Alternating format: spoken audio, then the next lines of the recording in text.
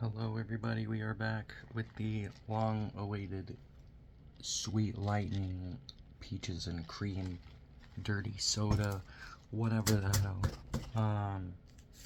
As you all know, Sweet Lightning is my least favorite Mountain Dew because it's just bad.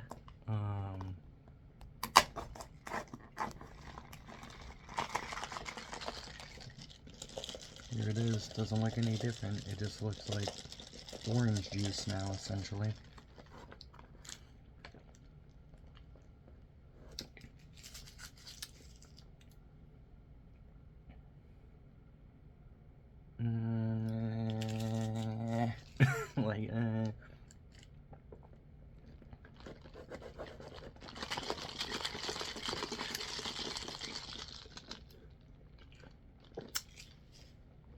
Honestly, I think this would be much better if it wasn't the zero sugar, or like half diet, half zero sugar, or whatever it is.